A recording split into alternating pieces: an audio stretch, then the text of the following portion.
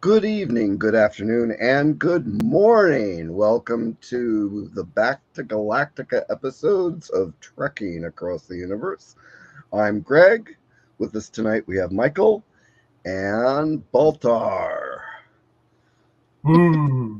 who Hey, might get crushed by the end of the evening, which is true. which is true. Tonight we are talking about the two parts of Lost Planet of the Gods, the second and third episodes of the series to air back in late September and early October of 1978. So, has everybody watched the Actually, episode? yes, and I actually believe that the air date for the first parter of this was September 24th of 78. Yes. I did not write that note down, but thank you.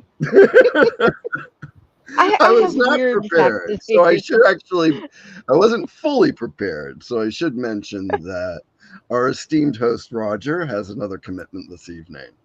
So the co-hosts are taking the wheel tonight, or the helm, and Yes, they are. Yeah, September 24th, and the second part was October 1st. So Correct. that is exciting. Um, I remember seeing it originally, and it was really cool. I was watching it with my college roommates at the time. I actually had apartment of six people, and four of them were into sci-fi. It was nice. I hadn't experienced I that bet. in a long time, so it was like, wow. And one of them I'm still in contact with, which was kind of cool. that's awesome. Yeah. That's So cool. I told So him my about this. I'm not sure if he's going to join us, but or at least come in the chat room. But I did tell him we were doing this, and you know, so my dad was the one that introduced me to science fiction. My mother didn't care for it much, Hmm. but Was but she I do more into remember. things like, Go ahead. I was going to say, Greg, was she more into things like the old westerns or anything like that? Or, Yes, yes. And I also remember around this time, one of her favorites was the British production of All Creatures Great and Small that aired on oh, PBS.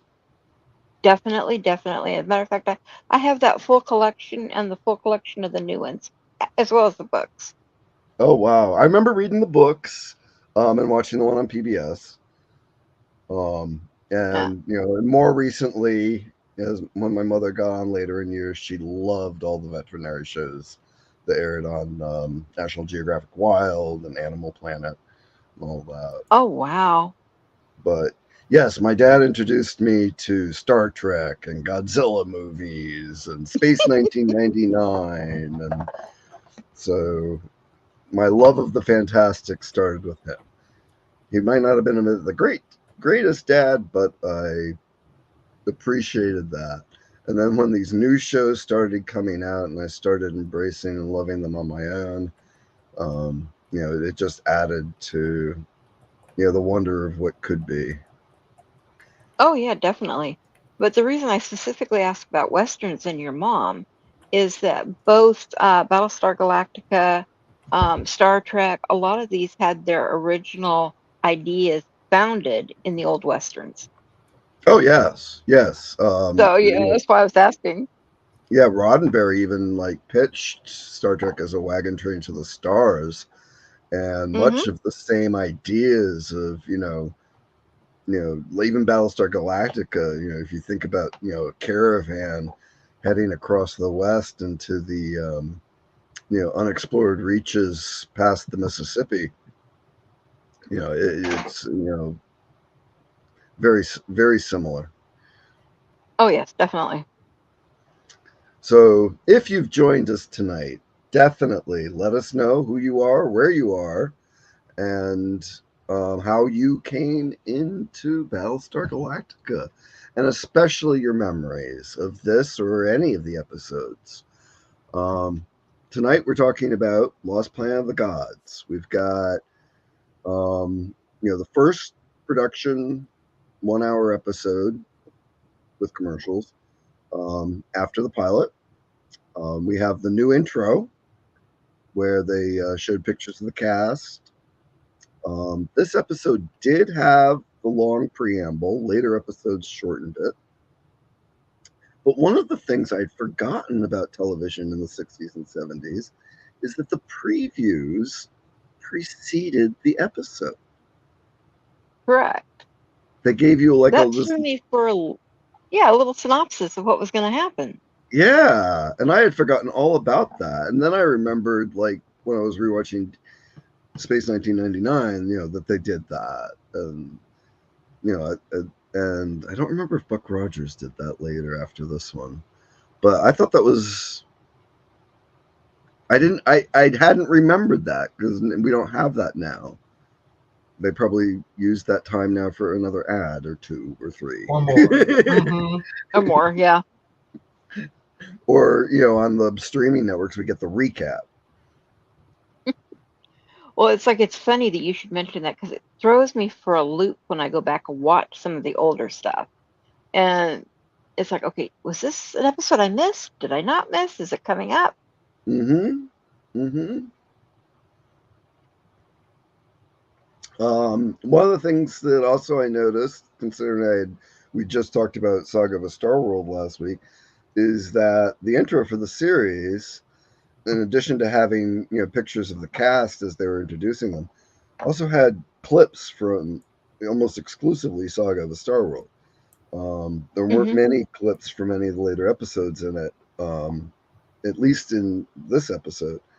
So I thought that was interesting. But we went from having just the titling over a star field to now all of a sudden we had a more engaging intro with the music and cast. Do you think it could have been because there was a longer time lapse where they could do more editing and get more creative with the actual television one episode shows versus a mini series that was all put together? Was there a time lapse in between that? Possibly. They might not have had the footage to do it, but I do recall many shows from the beginning had that sort of opening where they showed active portraits of the cast. When I was watching this one that came to mind was the Love Boat, partly because the pictures of the cast were in circles in the middle of the screen, where Love Boat used to have them with the ship's wheel around them. Yeah. Gilligan's Island was another one that did that with the ship's wheel. And so, when I was watching this, I had thought of that as well. So that was kind of amusing. But, movies typically will just show you the cast names, whereas television at the time was showing you actually who the face that went with the name was. Yeah. The character as well as the actor. Yep. But I mean, sometimes I wish they do that now, just to know who people are. Yeah. I agree with you with that. Now, because of more advertising time, you end up with these really tiny, almost a splash of the show's title, then followed the cast and production credits are usually during the action as the show is starting. Mm-hmm. Well, do you want to get started on the episode? I was hoping someone would comment in the chat room, but they haven't yet. So yeah, they're being quiet, but hey, that's okay. That's okay. Quite all right. They could be quiet. Word may not have gotten out. So people could be busy now that they're back from the holidays. Yeah. So we just never know. But what was your Baltar? Let's go with Baltar. What was your impression? Now, did you watch it again recently, or are you thinking about when you saw it long time ago? Far away you guys are gonna hate me. You guys are gonna hate me for this, but I probably watch this maybe every 3 months. So this wasn't something that was a long time away, but it wasn't like it was yesterday that I watched it. Oh, okay. Well, then that's okay. We'll forgive it. I Um, watched it yesterday, but no, it hasn't been the 45 years or whatever. It's maybe 9 or 10 years since I had previously watched them. But maybe not every 3 months. For that, I'd probably have to say probably Star Wars and the Lord of the Rings are every 3 months. Ooh, you got the shiny one. Mm-hmm. well, you guys already know I do the art quite frequently. And this is Yep. probably right up there with it. Yep. And this is the So, interior one. That was the outer shell. I This is the inner Okay, so I have the same interior one on my old shell. DVD. But you don't have the outside one. No, my outside one I don't have here, but it was the 3D relief one of the Cylon mask. Oh, this is ooh, 3D too. This is, but yeah, it's a little different. oh, I think this No, I was mean it's reissued. like you could cut it out and it would look like. Oh, it was cut it out. Okay, yeah. Yeah, I mean you it's a know, little you know small. what? But You know what? That makes me think of something. My daughter's girlfriend has a 3D printer. I wonder if she could do a small little um mask like that. oh, I'm sure. I'm sure there's STL files out there. I'll have to ask her. A lot of people are doing cosplays and not just models and stuff, but they're also doing like cosplay stuff. I know we talked a little bit about that during Strange New Worlds. A lot of T'Pring's costume adornments were made with a 3D printer, and that was really cool. Yeah. Something But they didn't getting have back to 45 years ago. oh, I know. But getting back to the show, actually, what did you guys think of that first scene around the dinner table? Well, one of the things that occurred to me is like, where the heck did all of this come from? Because if you went right from the end of the film to the to the dinner with everybody seated there, it's like, Wait, what okay, happened? What did we miss? how Serena and Apollo got really friendly really quick if they were about to get married. Well, I noticed with the movie, the miniseries, it was moving at an incredibly fast pace that if you thought about it, months had to have gone on in between certain events and scenes. I don't think it was all instantaneous. They get attacked, Caprica, they flee, and then a week later, they're finding stuff. I think it's already been a long journey. Well, probably because they did keep saying that they were not traveling at light speed. They were traveling very slow because they had to go as they couldn't go any faster than the slowest ship and things like that. So Right. yeah, so you're probably right. So it probably was a long time, but still it was like it seemed like a big jump to me too. It was like and honestly, I had forgotten about that scene because I hadn't seen it probably in 30 years, and I watched it today. And so it was like, I don't remember that, but it's amazing what you don't remember after a Right. while. You just forget certain things and you just remember other things. But it was good. It was good. But it was a surprise. And Boxy was very smart, so he knew what was Yes. going on. Yeah. Yeah, maybe Yeah. not politically correct, but Yeah. which was something else that was if you think about the evolution of television and the evolution of how different people are regarded, you know some of it seemed a little uncomfortable. Yeah. Yeah. Well, we've kind of all been raised in a woman is equal and can pretty much do whatever they want, and it doesn't have to be, well, you need to marry her, you need to marry her, and Right. that older feeling, the 50s, 40s, and 50s, you know. And granted, this was written in the mid 70s, but think about how old, Larson was and some of the other writers for the show. Correct. Yeah. Yeah, because I mean, this is now longer ago than the 50s were when this came out. True. True. So I was actually thinking about Boxy's comment about um, disadvantaged people. And that they're not. Oh, that. Yeah. Yes. So Yeah, they wouldn't say that now, but yeah. no. No, you're right. You're right. So, Hey, what can you do? But Yeah. what going on from there, the bachelor party prep, that was kind That of was funny. interesting too. that was a lot Yeah. of fun. With them getting caught by security and Yes. taking stuff from the officer's mess, and I had forgotten that Ed Begley Jr. was in that. yeah, that was interesting. So, yeah, I'd forgotten too. And I Well, think did you he was notice listed Larry as a guest Minetti was also? star. Yeah. Did you notice Larry Minetti was also in it? That's right, Uh, wasn't he? Yeah.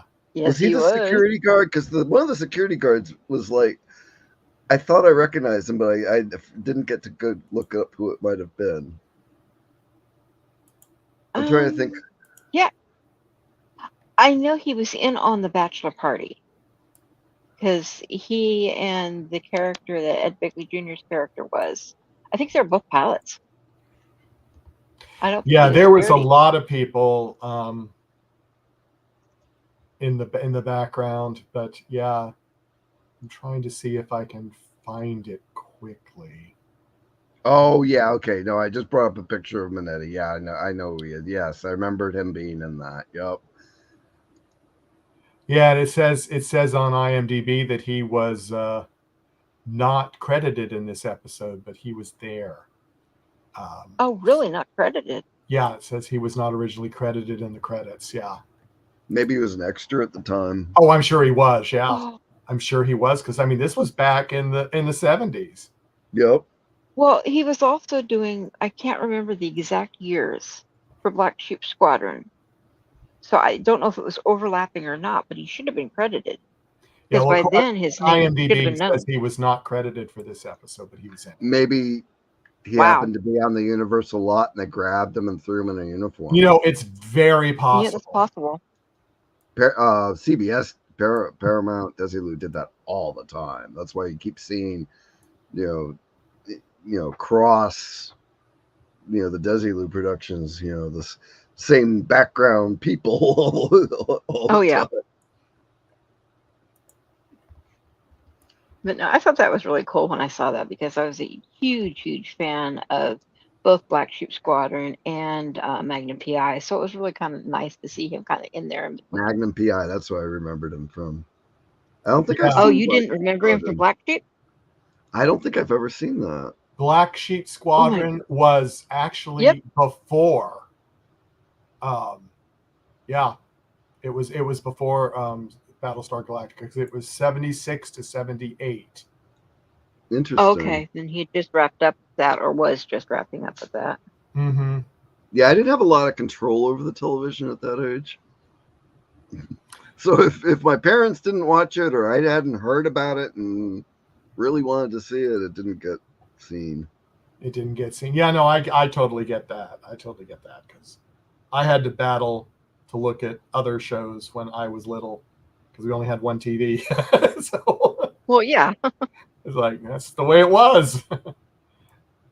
Didn't have things to look at, your things on. But going on from there, and then we get to the when they went out on patrol and they were checking the what was coming ahead, and two of them ran into the Cylon base hidden away, and Yeah. I'd forgotten that's where they got infected, but then they came back and didn't decontaminate. Yeah, the model maker in me loved that base in the rocks. And then later Oh, in I the know. episode when the door opened and for the launch bay, I'm like, oh, that just brought me right back to being a little kid. Yeah, that was kind of cool, actually. So that's what we got to remember. Those were models back then. That was not Yeah. CGI. Well, Physical models. Yep. I always thought it was so cool when they first saw it. To me, and I don't know if it's because I was a kid or what, it did not look that big until the doors came open. When the doors came open, all of a sudden it was like huge. It was huge because then you saw when the ship came out, and then Yeah. you went, "Wow, that is big." Yeah. Yep. So But yeah. the actor I was thinking of, his name is Bruce Wright, and the reason I recognize him is he's been in a few Star Treks. Oh, Oh, okay. okay. So, I think a lot of actors and actresses from that time frame bounced to so many different shows that probably people like that were on Star Trek 2 or 3 times, different actors playing different characters. yeah, and I know a lot of sci-fi alumni ended up in the later Star Treks. Bruce Wright was in an episode of Deep Space Nine and Enterprise. Just at a quick glance here. Oh, wow. Oh, you're Yeah. cheating. You're looking at notes. I brought up IMDb on the side. Usually when Roger's talking, I'm doing research on the side if something comes up that I didn't look up before we get on. It's kind of the habit I can't get out of here. Kind of, yeah. So one of the things I thought was funny leading up to the bachelor party was Starbuck escaping Athena's Grasp. looking. Yes. Oh, yes. When all she did was smile, but yeah, no, you could Oh, tell he she was knew what more that than meant. smiling. Yeah, oh yeah, oh yeah. Like, He's when are like, you yeah, gonna I'm, ask I'm me to out of here. marry you?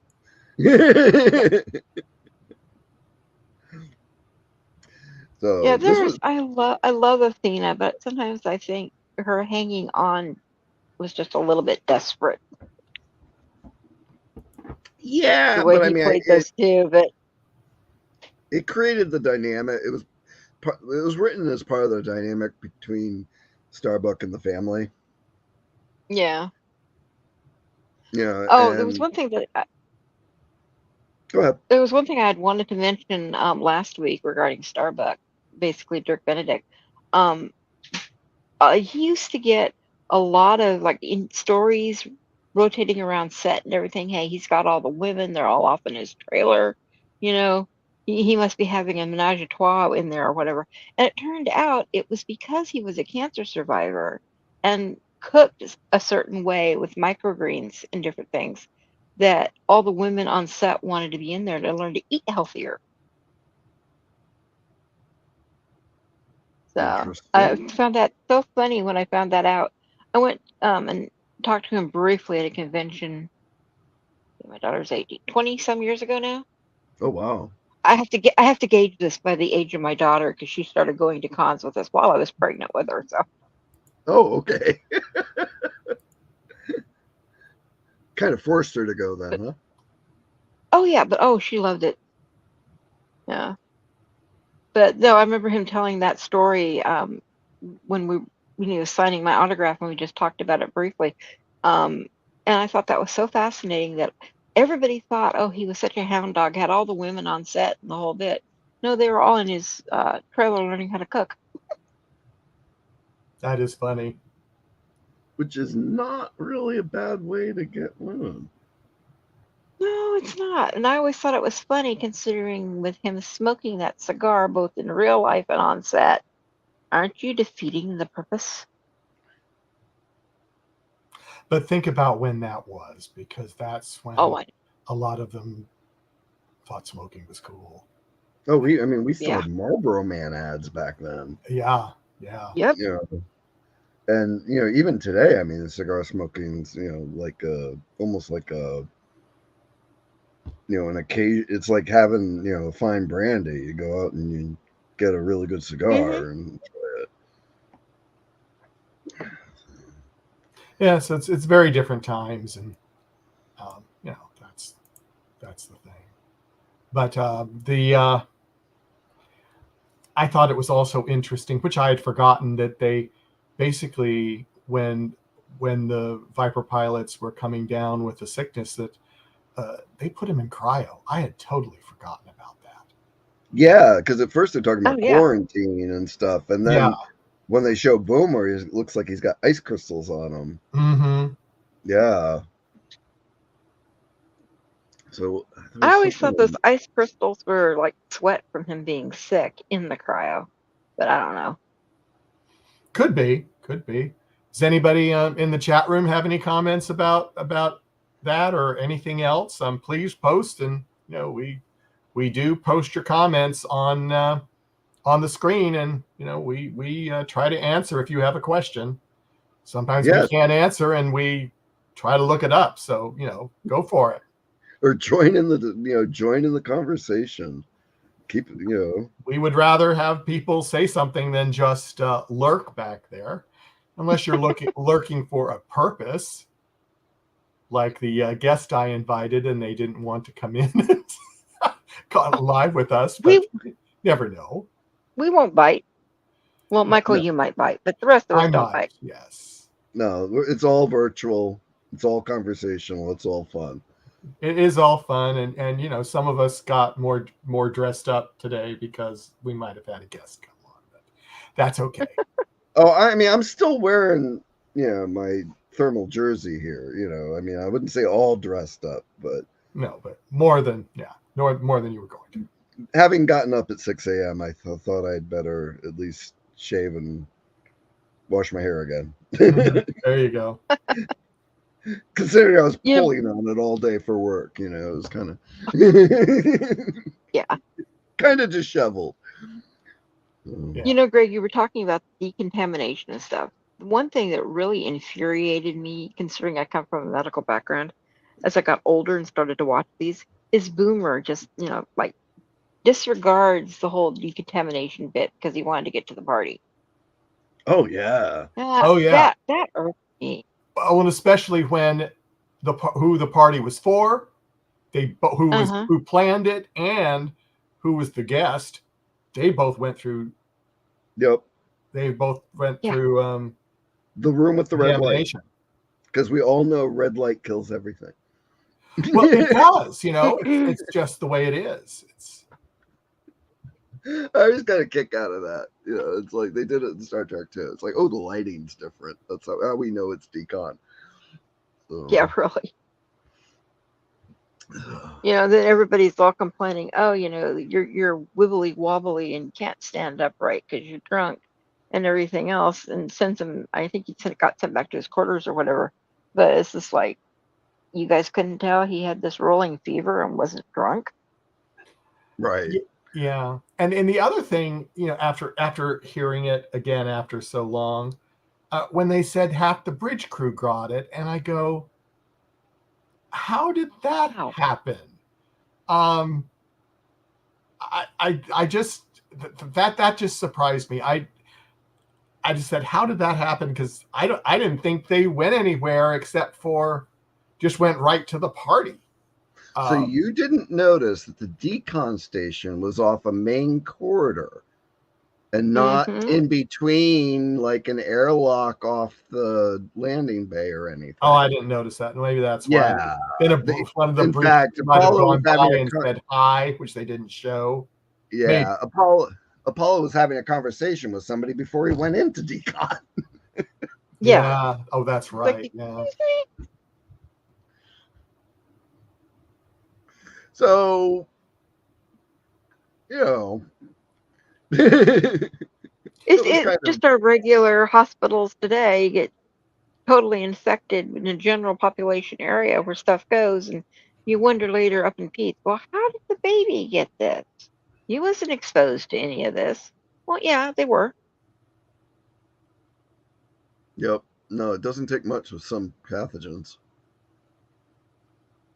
No. As we learned with some of these longer-lived ones from the last 3 years. Yeah, I've heard rumors there's another funky one out. Oh, another respiratory, yeah. Yep. And the current strain of RSV is test resistant. That would explain some people I know that have been really sick and they test negative. So, yeah. Yep. We talked about was it I'm going to get it wrong, Michael. You're going to have to correct me. Jonathan Harris. That's correct. It made his first appearance as Lucifer in this Correct. episode. So we had the added in scenes when they decided to bring in keep Baltar on as the main bad guy of the Imperious leader, giving Baltar a small fleet with the fleet under the command of Lucifer, who's a android of sorts, with the blinking conic head, and As voiced Marsha Middleton by, says, a pinhead. yeah, that's another term that's not quite PC anymore. I know, but geez. Oh, I'm thinking, when I say that, I think like the Coneheads back from yes. Saturday Night Friday Night Live. Live, Saturday Night Yeah. Live, yeah. It's like, okay, there's nothing wrong about it. It's nothing negative. It's just who they are. Yeah, Well, but there that is a and medical condition that was affectionately referred to as that back in the 30s, 40s, and 50s. Yeah. So then they were But if our often, society can't figure out what a quarter of a century is, I'm not entirely sure they could figure that one out either. all they know is things offend them. Yep. And it's human to be conscious of those things, whether we mean them as a bad thing or not, or just the term that we grew up with. But anyway, we had Jonathan Harris, famously known for Dr. Smith on Lost in Space, with his very recognizable voice playing Oh, yes. Lucifer. And we also started to get a taste of the banter that was written between Baltar and Lucifer. And you got the impression that Lucifer thought it was his fleet and Baltar thought it was his fleet. But Baltar is the one that ended up getting to sit in the command chair. And until he went down to Cobalt. Until he went down to Cobalt in part 2. Mhm. Yes. Yeah. And Lucifer kind of how do you put it? I'm just trying it. When you say trying it out, I can't remember exactly what he said. Do you remember, Liz, what he said when he was sitting in the No, chair? I was trying to think of that too. Yeah, it was something like, I'm just trying it out, or something like that. So, but yeah, it was kind of funny, actually. Didn't take him long to get in that chair. No, it did not. But speaking about other chairs, what about the pilot chair for all the women, especially Serena going through to become a pilot? That was really interesting. It was progressive for the day, but they were really making a big deal out of it, too. Oh, But I mean, it was a necessary. I think, the way they were describing it, it was definitely a necessity. And it definitely had a 70s attitude towards the whole thing. I got a real kick out of when they're all after one of the patrols. Hey, man. Welcome, Trey. I had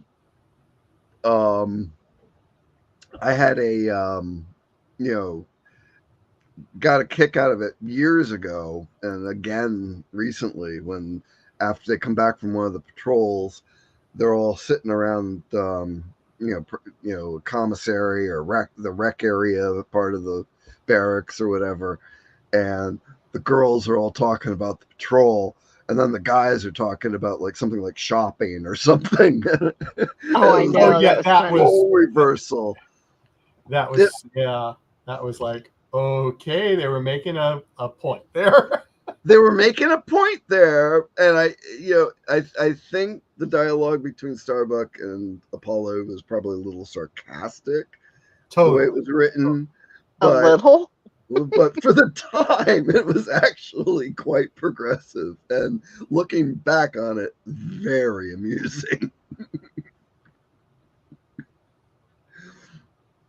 Yeah, and then the other thing,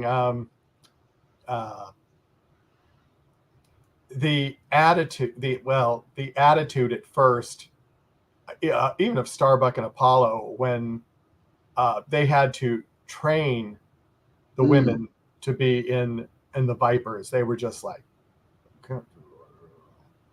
um, which and actually talking about the reimagined version later.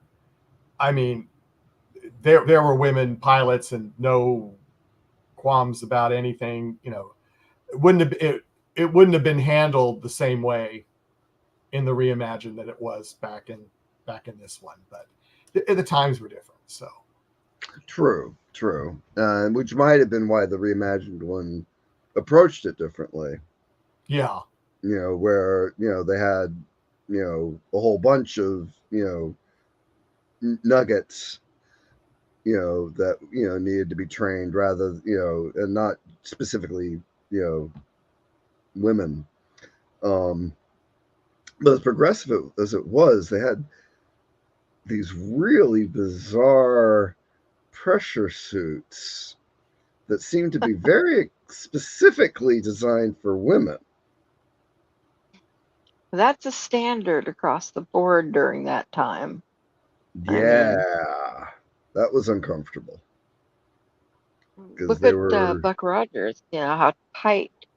Oh, why can't I think of her name now? Wilma His Deering, the partner. character. Yeah, Think, well, yeah, the character. Think about Yep. how tight, her thing was, even all the way up through DS9 and 7 to 9. I mean, that whole philosophy of let's sell it for the sex. I mean, Yeah. No, I mean I get it totally. Marina Sirtis having a much more revealing outfit. So much so that they even made a point of it in one of the episodes that she, should be in a uniform. hmm I think it was Admiral Preston, I think it was, yeah. another sci-fi alumni actor. Um, it's and I mean even today, I mean especially like in video games. I mean, we are just starting to see the normalization of the female body in video games without, the exaggerated features. But for years, I mean, you wouldn't see, a female character that didn't have, exaggerated buttocks and breasts. hmm And a You know, very, and very cinched waistline. cinched waistline, once that's not achievable without a corset and possibly the removal of two ribs on each side. Exactly. Yeah. It's bad enough. I used to do a lot of cosplay and a lot of hysterical, Oh historical yeah. stuff. And I would have to be cinched into, corsets and stuff. And my daughter and one of her friends too, they do this frequently. And it's just, ugh, you can't breathe, you can't do anything. I can't imagine what it was like back in the day. But I'm sure with a lot of these 60s and 70s and 80s programs with these skin tight suits, they had to have had a body corset of some type on, not necessarily the ones that cinch, but there had to be something there to make it a little bit sexier and pulled in and tucked in, whatever. Yep. Yeah, and then instead of having that relaxed, it seems now the standard is like being equally applied to men, with the men's physical fitness. And that started in the 70s as well. Many male actors would have to wear girdles to, yeah. to keep a masculine figure. I don't think that even started in the 70s. I think that was much earlier. Um, I remember something, I think it was Cary Grant that actually talked about it, did an interview with it or a picture, Oh, and he interesting. had his shirt off, but you could see the girdle that was underneath it. Yeah. Interesting. And now it's really crazy. I mean, some of these actors go through just for maybe a 20-second shirtless scene. Yeah, what they Oh, I have to know, do. I know. So it's, you know, it's probably payback. Probably, yeah. But it's a lot of work, and they get paid well for it. But I thought the nude colored skin tight suit with the bikini styled color blocking was quite interesting, considering they never showed the men wearing a pressure suit. Oh, I know. And I wouldn't have minded a couple of those men wearing the pressure suit. Rick Springfield was probably in shape for it back then. Oh, yes. But so is Richard Hatch. Yeah, I don't think I ever remember seeing him out of the bomber jacket though. So I couldn't really say. There is one episode. Is he still in the bomber jacket with that or not? I was going to say in How one about when they were episode, I playing thought, Triad?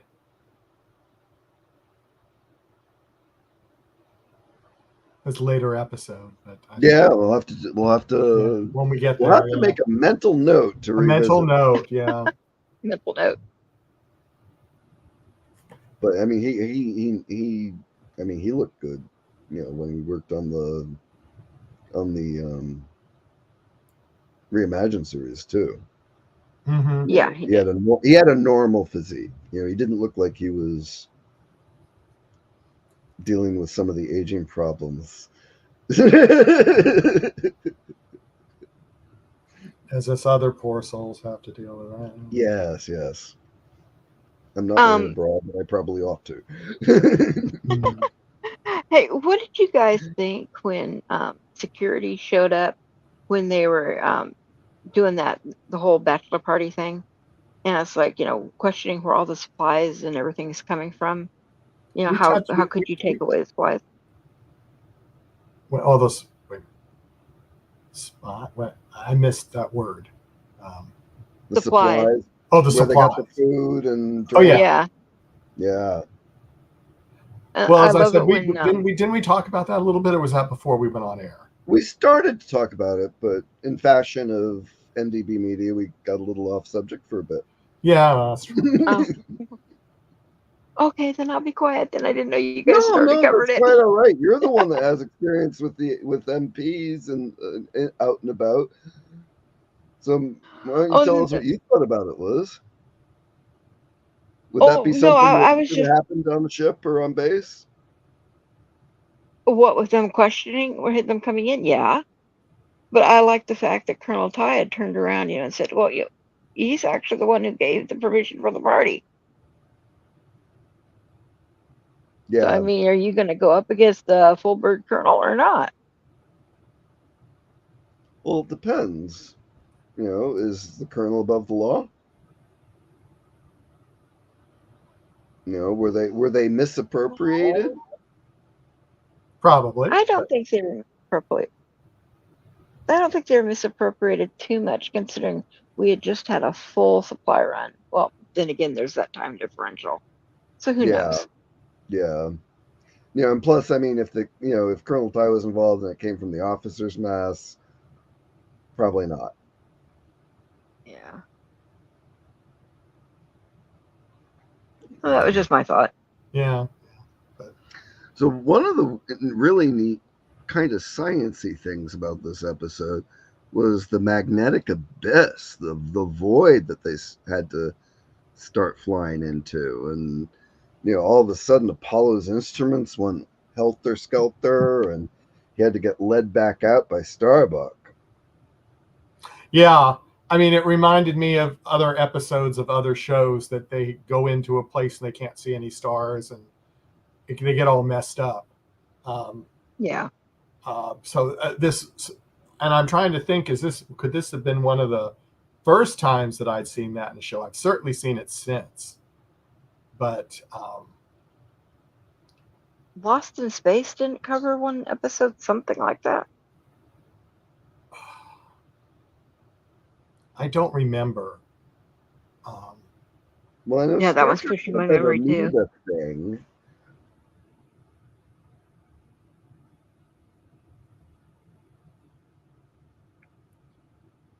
So I don't remember that at all. Has Okay. Greg frozen? I think he has. Yeah, it seems like he Yeah. I'm has. back. Yeah, I lost all video here for a sec. Yeah. Oh, happening again. Oh well. Oh, there you are. You jumped and now you are. Don't I'll just have hold to your keep face like making that'll faces freeze. to see if I can get it to freeze on a funny face. Well, it did actually. It did.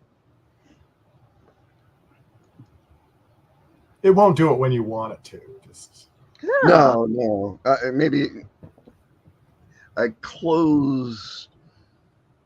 I wasn't streaming anything, but I closed a window that might have been using resources. oh, that could have been.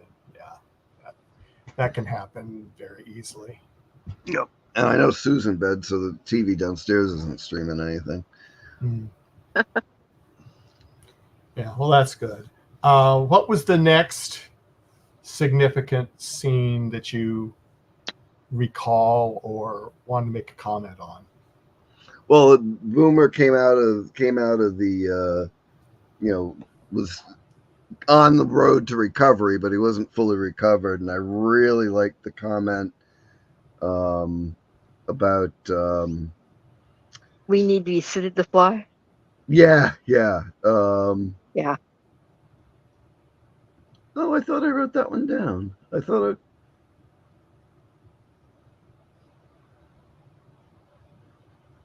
Oh, I guess I didn't write that one down. Yeah, I like that. That Ty says, "Oh, you can barely stand." Boomer's like, Good thing you don't need to "Yes, stand up for that. Flying a Viper is you do in the seated position or something like that. yes." Yeah. So, and also, Yeah, we need to go to Michael for all our memory. Yep. And I know if Trey joins us, he'll set us straight because this guy knew his stuff last week.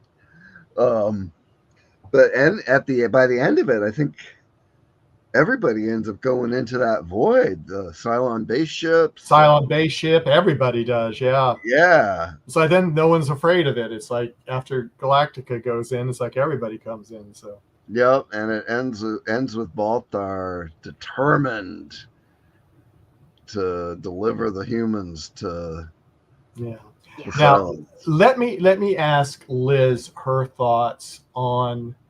Do you think that really was Baltar's plan to attack the Cylons with the Galactica, or do you think that was another ploy? I don't know. At that time. At that time, I had such mixed feelings. I honestly don't think it was him trying a different ploy. I just think he was kind of like trying to survive in his own world that he'd pretty much created. But then if Yeah. you look closely, when he's walking away and Lucifer's behind him when he's walking, you can kind of see a smirk on his face. Like maybe there was something else he had planned. Well, Lucifer certainly thought he had. So Yeah.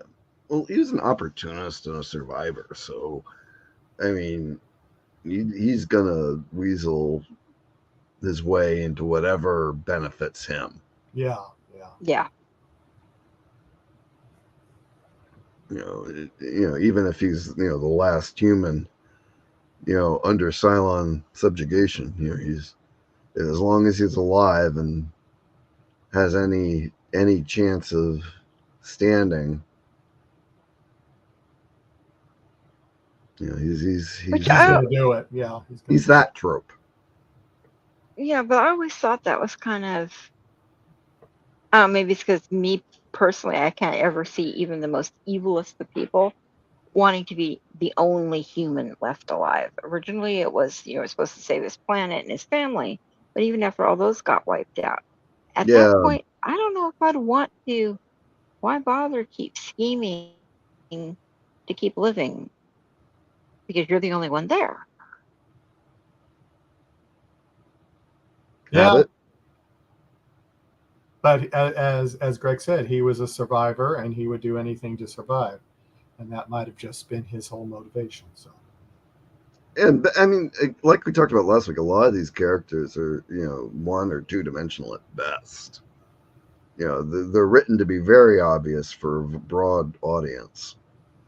You know what they're like. So I mean, not especially in the case of a villain. I mean, there's not much that you don't see that is, you know, under the surface or subtext on television back then. Back then, True. yeah.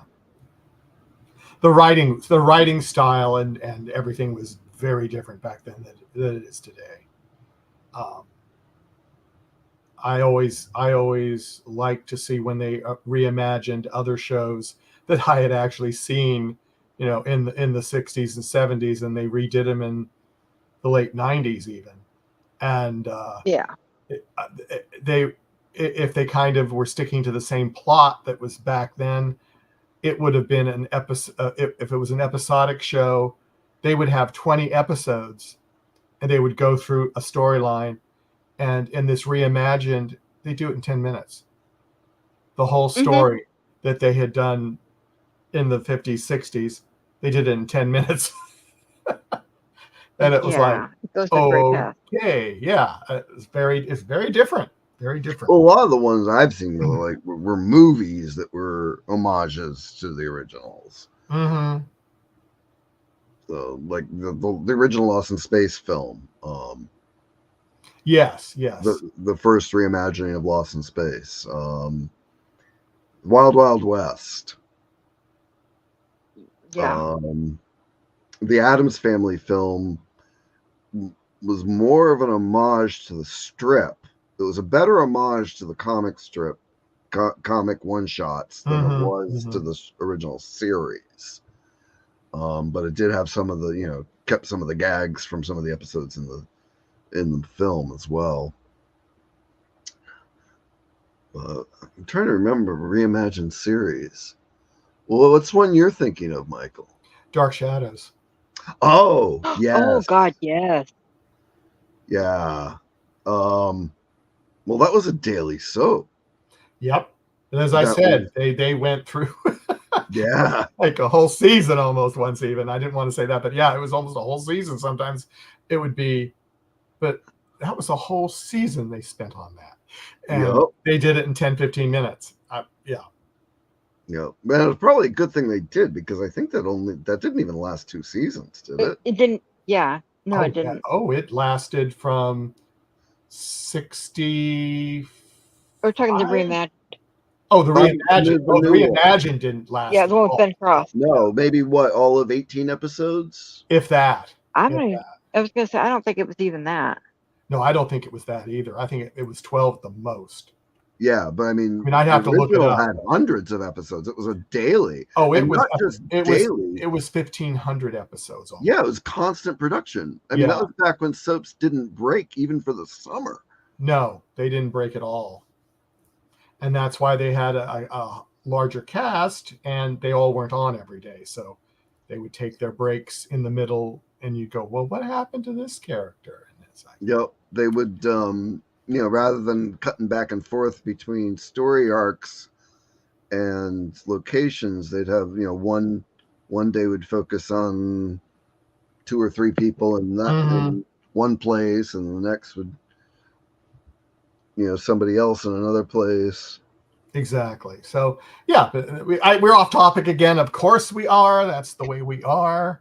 But anyway, it's our thing. I don't think we need Roger's help with this. No, we don't. That's the sad thing. It's like, you know, I always blame Roger, but no, I'm doing it too. So maybe he's a bad influence. I don't know. I'm sure he's watching. So. I also have the ADHD, so I'm very easily derailed. Same here. Yeah. So now we've got. Do you want to talk about COBOL, or do you want to go on to something else? I mean, or something previous, or I mean. Before we got to COBOL, we had that Rush marriage. That's true. We probably should talk about that. Okay, now we have. Right, let's go. So they got married. They got married. It's over. Yeah. But I do remember that scene, because I remember thinking, you know, you couldn't really see much of a set.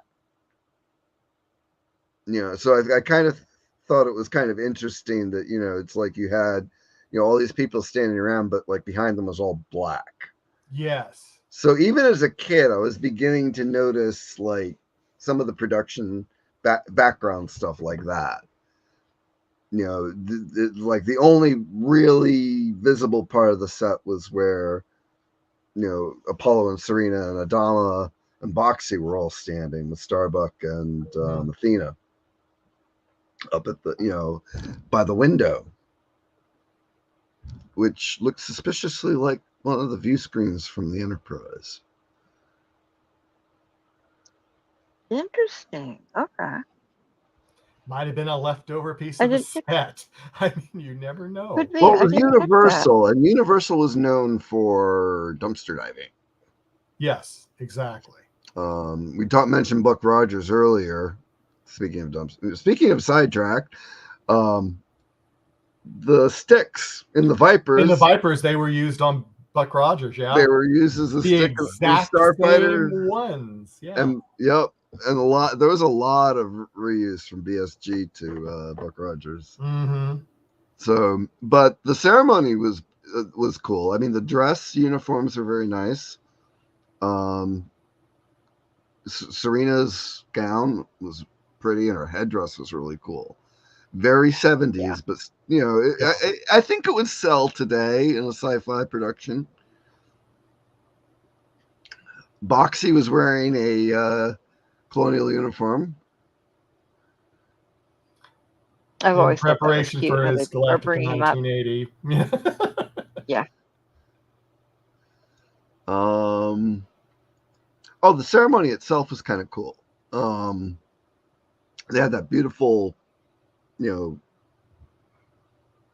probably aluminum necklace pendant thing that would play in later. But they almost did like a hand fasting where he wrapped the clasped hands with that symbol of the Lords of Kobol. So it kind of resembled a pagan hand fasting in a way there. Old English, where they tie people's hands together as part of the ceremony. Yeah, it's not just Old English. A lot of American Indian tribes do it as well. Oh, interesting. And if you noticed, it was not till death do they part either. That was a major. Correct. It was for forever. Yes. So if you're going to commit in this universe,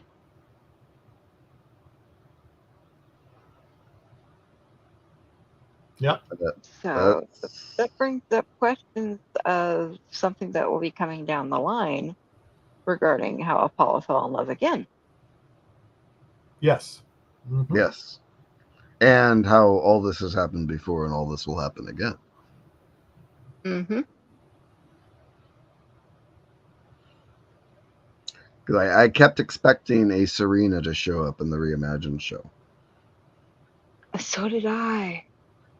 But it didn't happen. It didn't. We had... God, I can't think of the character's name. Anyway, that would be another derailment.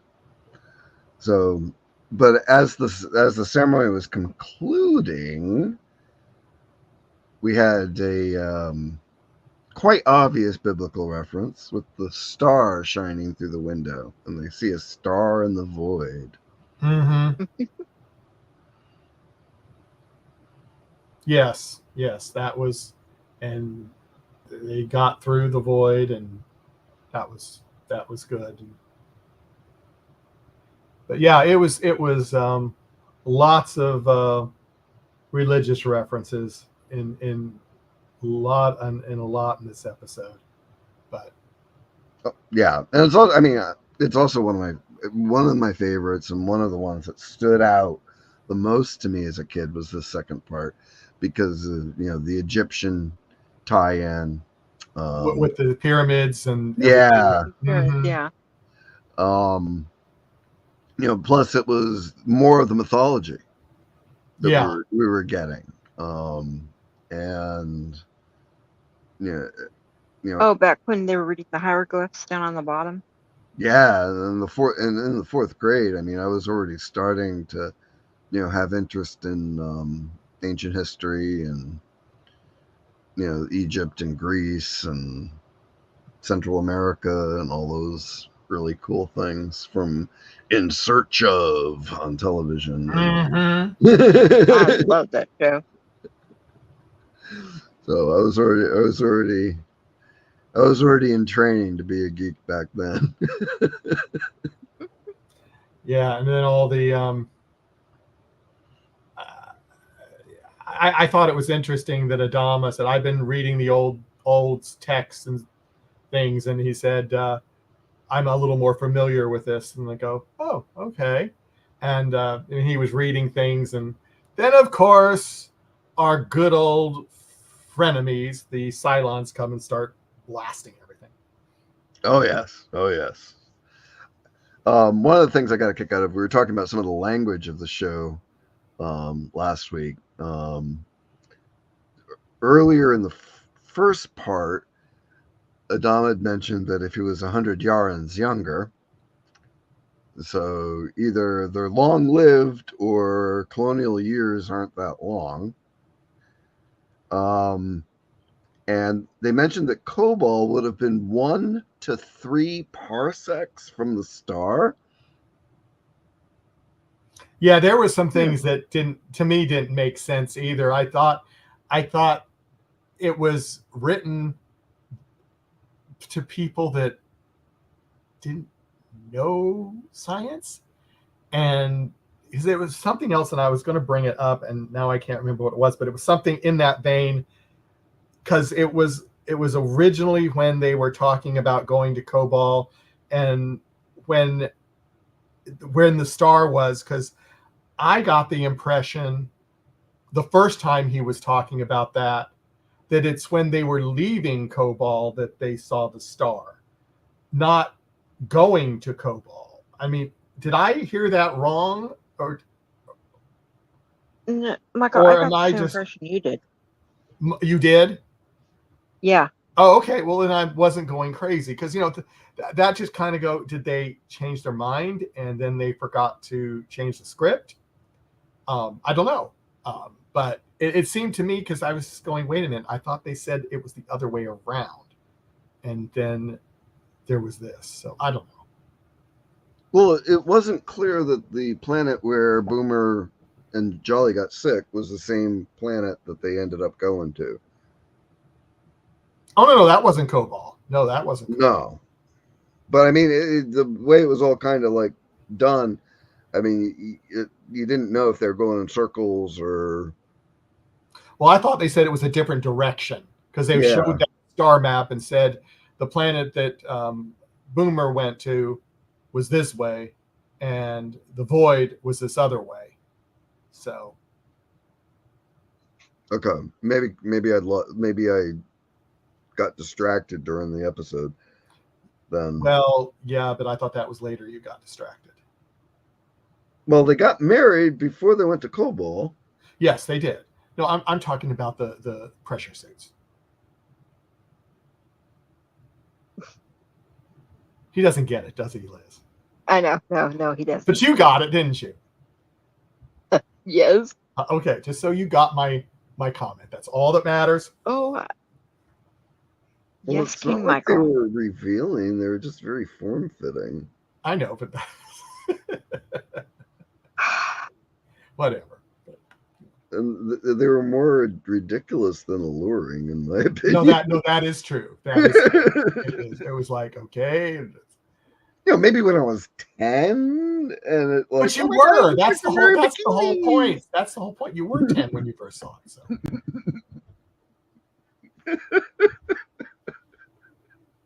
Moving right along. Yes. Now we're going to Cobol. So Liz, you agree with me that they kind of changed where and when the star was, correct? Exactly. Yeah, that was so weird. So I don't know what they were thinking. I'm sure it was an editing thing that they just didn't catch it. Catch? Because, I mean, who also knows how rushed they were for production? Because, I mean, back then, I mean, this was, at the time, the most expensive show that they had produced. And, Yeah. I mean, it was an incredible amount of money. And even they were trying to save money. And so who knows, the editing, they might not have spent the money on the editing and continuity. Because I don't think, I certainly didn't notice it when I first saw it, even when I was in college. I did not notice that either until now. I mean, when I was watching it again, and it was like, what? We just didn't notice. We just ignored things like that. So Yeah. Well, we were also kids. We were kids. Well, I wasn't. So that's what I'm saying is I wasn't a kid, and I still didn't notice it when I was an adult. So it was like, oh, okay. Maybe their use of parsec was correct then, because if Cobalt was 1 to 3 parsecs from that star, it'd still look like a star from Cobalt. Possibly. Yeah. So who knows? Who knows? So I did look up last night that a parsec is 3.26 light years, or 206,265 astronomical units. Now, an astronomical unit is the average distance between the Earth and the Sun in its orbit, which is about 8 light minutes. So if you think then about, again, we're talking about a whole different part of the galaxy, a whole different civilization. They might have totally different references that we're even talking about. So, but that is true. We just don't know, but we can guess. So I guess maybe in this universe, a parsec is, within the Goldilocks region of the solar system. Yeah. Where a planet can be viable for human life. Exactly. Yeah. Exactly. Or human-like life. Mm-hmm. So when they do get to this planet, whether it's orbiting that star or 3 light years away, they do. So, and first thing that's immediately recognizable is the map backgrounds of I can't remember. Egypt. Giza. Yeah. Oh, yeah. Well, they used what they had available. Yep. I mean, money. Yep. No, they might have pulled it in from a one of the shows that was in production or had been in production. Yep. Which they've been known to do before anyway. But no, it was cool. And so it looked like it was done with rear projection rather than green screen, the way the lighting was. Yeah, that is probably true. But they did end up having sets, and it did look like there was some location shots, not with the actors, but of the location. When they were going over the rocks and stuff? Yeah. Yeah. Some shots of the actual temple, and then they cut to like the set. So you're supposed to think that, they were actually there. They were actually in the same, between that and I'm sure they went in some cave or something for part of it and dressed something up, that they had someplace else. I mean, oh yeah, yeah, because that is what they did back then, and in some cases what they still do today. Well, they probably also had some reusable standing set with stone walls that they could quickly dress. Yeah. But I mean, here in this case, they really, did up the Egyptian motif. They mixed actual hieroglyphs with some new ones, which was pretty cool. and they mentioned that it could be the tomb of the ninth Lord of Cobalt. And there Yeah, was I a caught very that. distinct depression on the seal. On the But it fit with what Adama had. yep, and also this was about the time where we Baltar were had it too. learning. Hey, Trey, welcome. He's gonna Am I keep in? me honest All now. right. Howdy, everybody. Hey, How you Howdy. doing? Doing great. Doing great. Thank you. We are at Egypt now, I believe. we're in are, Egypt. Yeah, we decided to move over to Egypt. Yeah. Okay, cool. All right. I'm with but you. but if you like, we're welcome to back up. Hear your thoughts No, about that's going okay. back to September of '78 here. Did you all realize that they sent a second unit to film in Egypt, and they used stand-ins for Adama and Apollo and Serena? Yes. Yeah. No, I did Okay. not know that. Yeah, and I think they may have originally thought about sending the actors out there, but there was some issue with the government of Egypt because they did not want to have to allow a woman wearing pants onto Hmm. uh, the ancient sites, and so they said, basically, screw it. We'll hire local stand-ins, and they put a wig on a boy to represent Serena, and put a white wig on somebody else to be Adama, and they just had some local Egyptian extras walking through the city. Yep. Now, do you remember what site those ruins were? Oh, is it Luxor, or does that make any sense? Yeah, I Luxor couldn't does. remember because there's been so much restoration since then on the two main ones that were still pretty much mostly standing back then. Yeah. One on an island that I can't remember the name of. Hmm. So, but yeah, no, I knew they had some location shots without the cast, and then they cut to the cast on the set. Mm-hmm. Yeah, and then they had some stuff done rather unconvincingly in rear projection with with the actual actors, Yes, but it worked in the 70s. the wide shot of Giza. Yeah, yeah, that definitely was obviously rear projection when I saw that in HD last night. Mm. So we can back up if you want, or we can just keep going and then go back. I'll Trey, just for keep you. going. I'll jump in anywhere. All right.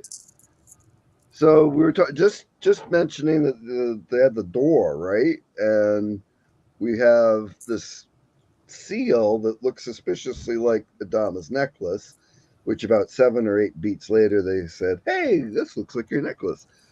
but the one of the things was they interpreted one of the inscriptions to say, "Enter on pain of death."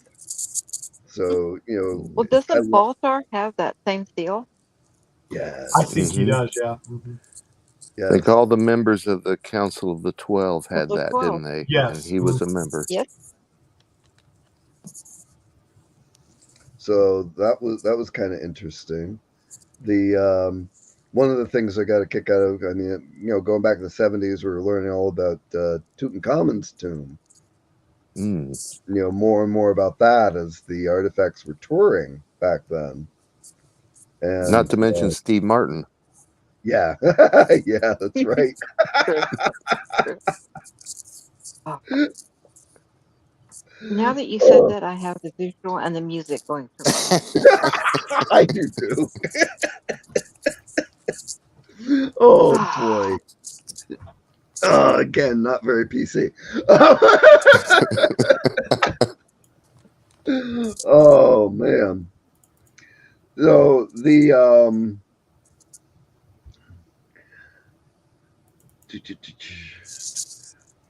so they open the tomb and they find a record of the Exodus, which is really cool. So we're going back to the mythology here, and the first 12 tribes that became the colonies, and then they're starting to decipher what happened to the 13th tribe, but the battle starts happening overhead. Lucifer wants to be a hero. Yes. Hero. I don't know if that's a good word, but just... So, To the Cylon Baltar was Empire. already in there, hanging out, waiting for him. Yeah. Because he wanted power. I'm sure he was mad that Baltar was given his ship. So Yes. Yeah. Yep. It's a great scene, isn't it, when Baltar first shows up inside the tomb and Adama's ready to strangle him. Yeah. Apollo has to physically pull him off of Baltar's throat. Oh yeah, and then Baltar starts, oh, it's they're different. They want peace. Yeah, right. Yeah. Don't normally see Adama acting with so No. much emotion. No. But I mean, you could have. It was more of a prelude of how Edward James Olmos would have been. Mm-hmm. With the same script. But during the attack, that the tablet broke, so they never found the information on that tablet about the 13th. They did not. No, they didn't. Too bad they didn't have, cameras where they could just take a picture of the hieroglyphics. You would have thought they would have, wouldn't you? But they did not.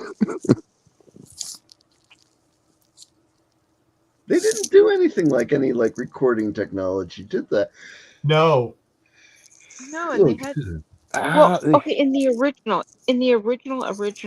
right before the attack, when Serena is being the reporter, isn't she being filmed? Yeah, she's being broadcast live. Yeah. Yeah. So why didn't they carry something like that through, unless in the haste for everybody to get off the planet, they just left all camera and recording material behind? Yeah, well, you remember later on in the series they had interfleet broadcasting, and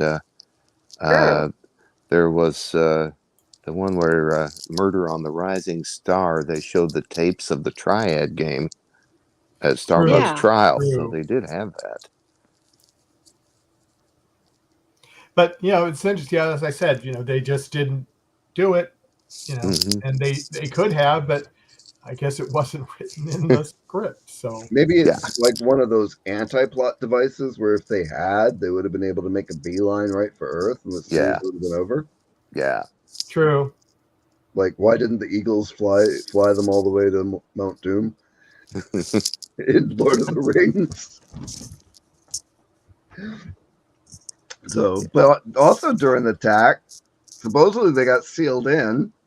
Yeah. And Baltar gets trapped under a big slab of stone. I get smushed. Almost smushed. Not quite. Well, save me. I'll do anything. Take me with you. Yes. And, they do try. Yeah. Not for very long, I don't know, but they do try. If that was me, I think I'd have turned around and walked out and pretended I didn't hear a thing. Yeah, it's that whole humanity thing. Yeah, it gets in the way at times. You'd rather free him so you can put him on trial or in front of a firing squad than just know that he's going to suffocate.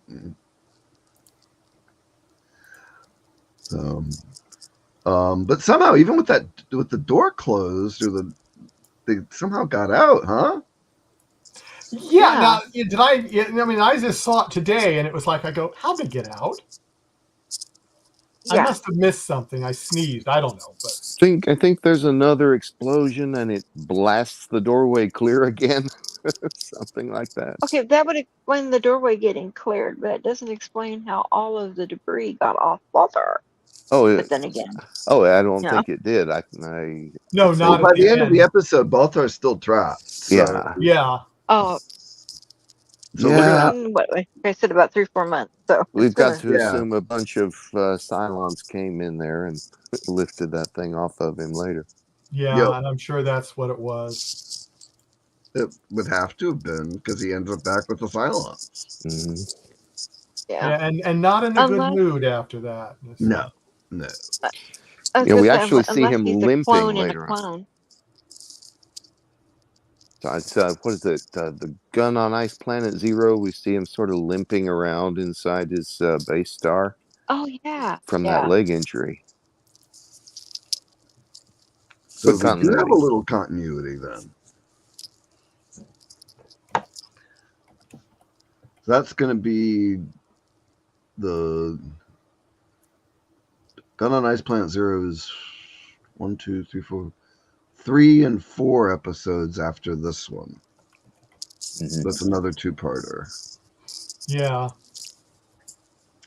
So, but once Adama, Apollo, and Serena get out of the tomb, Baltar is laying there screaming, and you will not hear. You have not heard the last of them. Yeah. So, and he's cursing Lucifer. Yeah, Oh, I anybody know. that's available, you know. Yep. But outside the tomb, the Cylons are still attacking the planet. Yeah, and then when they get out and they're walking out, then these Cylons come up from behind them and Kind get of rid ambush them. of Serena, you know. Yeah, I didn't remember that part of it.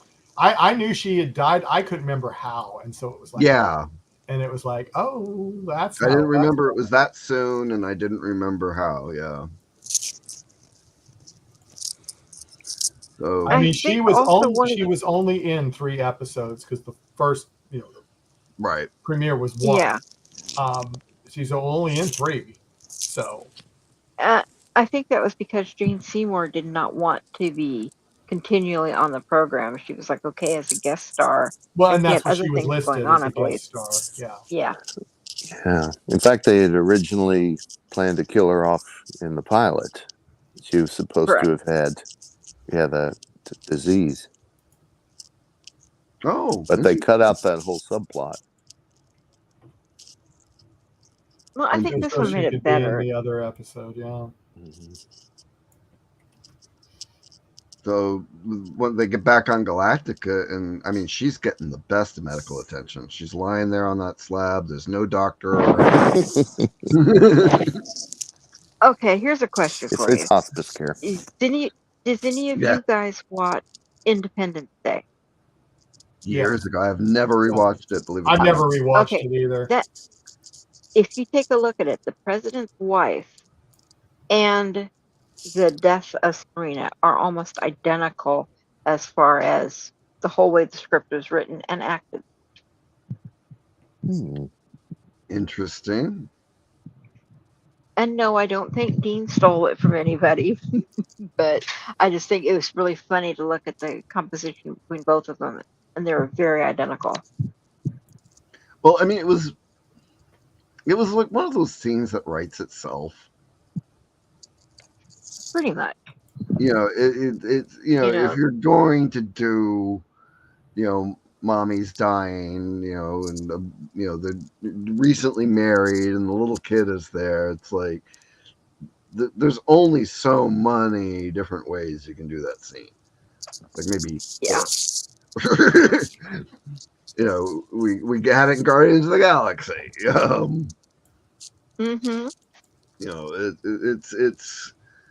It's one of those. It's what's happening, and you almost can predict what they're gonna say. Yeah. You know, and I mean, it was emotional. It's You well know, acted, yeah. Well acted, well edited. even Boxy. I mean, the young kid. I mean, Hmm. I don't know how they got him to, you know, act so attached, but I mean, he was genuine in that scene. Noah 'Cause Hathaway has always been a fairly good actor. he's like, "You're going away, aren't you?" And it was like, oh, um, the you know, the one thing was, that you go back to like older mentalities is like where she kind of criticizes him for crying, as there's no, that's no way for a warrior to act, and it's like, yeah, well, that's why so many men don't have good connection to their Yeah. emotion. Yeah, that is true. But they kind of redeemed themselves because, I mean, obviously Apollo was broken by it when he was talking with Boxy in the hall after. Hmm. So, and I did think it was, they didn't really show her die. They cut to Apollo leaving the room. Yeah, I called Mhm. for So that was, kind of probably TV of the time. They couldn't actually, they didn't want to do some, you know, gasping last breath on television. But in the hallway, I thought it was weird that Starbuck was standing with his arm around Cassiopeia, where Athena and was not around right Athena. across the hall, across, Yeah. like within 4 feet of him. So I kind of thought that was weird, considering they're already establishing the awkward relationship between Athena and Starbuck, and that Starbuck, was essentially playing both of them. Yeah, that of course that follows on from a deleted scene that you can find on the DVD where Cassiopeia had been in there with Serena. She was the nurse, and Yeah, Oh, that's yeah, right. That's she right. came I out forgot of there about that. crying, yeah, Yeah. and before Apollo even went in. So yeah. But in that the was. production version, they didn't even. I mean, the Doctor wasn't in Hmm. there. Cassiopeia wasn't in there. Yeah. It was just Adama, Apollo, and Boxy with Serena. Hmm. Well, So I've done that as a nurse. I've left family members in to say we already know the patient's dying. I have left family members in there to say their last goodbyes in private, and that's very possible. That's exactly what happened. right, but from like my wife's comment to me as we were watching this was, well, it's great that the doctors are there, trying to save her. You didn't get an impression. You didn't get the impression that there was any effort based on the produced version. I yeah, I've always kind of thought it was you did your best, you couldn't do anything more, and we'll Yeah, just go from there. So your last bits. but I mean, a shot in the chest like that, it was also kind of inevitable too. So they might have Mhm. made Yeah. that Kind of a decision given, yeah. in the editing. But that's a really good point about the deleted scenes. I haven't gone back and looked at those in years. I'll have to go dig those up next time. So this is also the first episode where we get the epilogue, which I don't have the lines for in front of me, but we get, if anybody Fleeing the remembers, Cylon tyranny. yes. Mhm. So if anyone has Last that, Battlestar Galactica leads a Right. ragtag Fugitive fleet fugitive fleet. on a lonely quest. Thank you. Shining planet known Known as as Earth. There you go. thank you. That was good. As we But come to the conclusion of our podcast with that statement.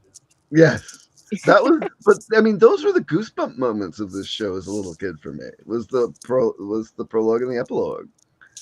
It's like you were excited because as you heard it, it's like with the opening music, Did we touch Yeah. on the scene between Starbuck and Baltar? Because that's Oh my actually God, we Oh, skipped that right over that. Yeah. when he was hostage. mm, that was a nice little confrontation. Oh my God, that was like really early in the episode too. No, we skipped right over that. Um. Oh, so that's where the that was the scene where Baltar had the I too was a victim and the offer of Mhm. peace and stuff. Yeah. So I mean, that was also. I remember thinking how'd that happen because you never saw the Cylons escorting the Viper towards the No, base. you never saw that either. No. Mm-mm. All of a sudden He's there. they go They from cut the the attack, commercial and yeah, and then they're bringing them into the command room. mhm, Yeah. where he lights a match on the Cylon. Yes. Oh God, that was so good. That was good. Yeah, that was funny. Oh, and also I had a note here that the cigars are called fumarellas. Mhm. Yeah.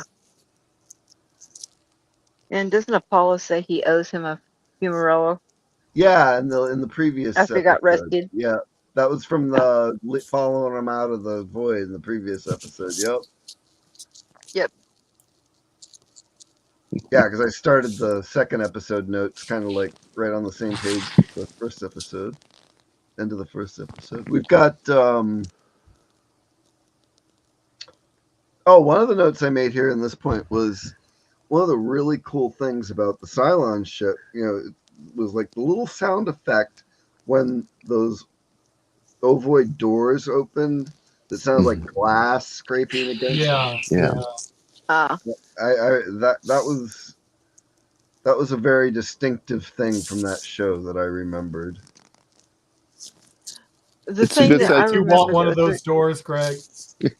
yeah. Oh no, I want the Star Trek doors, like Oh, okay. the holodeck and Next Generation with like all the interlocking finger things and. Oh, I that's cool. believe the doors on Carillon made the same noise as the Yes. Cylon doors. Yes. Good old Carillon. So how about the first episode? Oh, did we finish the? Yeah, we pretty much finished this one, unless there Yeah. was something we Yep. wanted to go back. Yeah. Yeah. So how about the first episode, Trey? Seeing you joined us late here. Thought it was interesting that Starbuck and Apollo, who had just been in their Vipers the whole time on patrol, went through decontamination.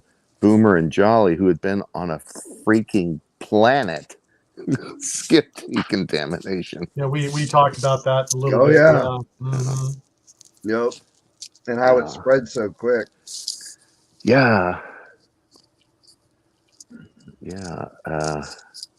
I mean, even with Jolly, not feeling well, it's like he didn't say, well, then we probably should go through decontamination. No, just got to get to that party. Of course, I guess Jolly went straight to. He went straight to the party.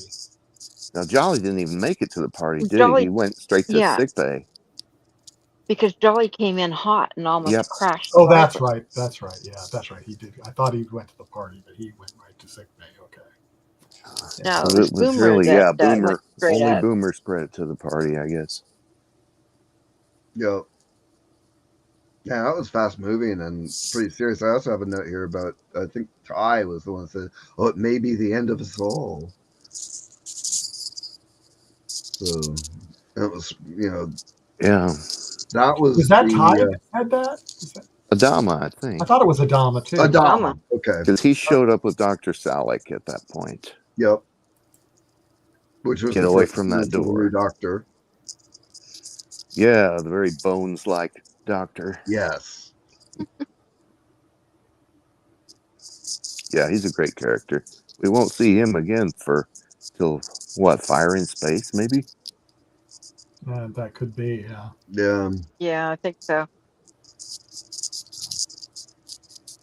But I mean, even the new one didn't really write the Doc Cottle as a regular character either. He was there when they needed a doctor, but he certainly wasn't like Bones. No, Yeah. no. There's nobody like Bones. No. Well, we should probably wrap this up, and So, because some of us have got early appointments. So tomorrow's Early vet morning? day. Today was Yeah. car day. Tomorrow's vet day. so What just to let announcements for us? announcements is like we're not sure when our next Galactica episode is going to be, so please check our webpage or check the YouTube channel page and see when the next one is going to be. Do subscribe so you get notified when we are going to be coming. Our next, besides the regular sports show and some other things, we are actually going to have a show Sunday evening, 9 p.m. Eastern, with a storm chaser, Ricky Forbes, which should be very interesting. We'd love everyone to attend that. We hope to get a nice lively chat room with people with questions about tornadoes and storms and all that good stuff. And that will be Sunday evening, January 7th at 9 p.m. Eastern, 6 p.m. Pacific, 8 p.m. Central. Yep.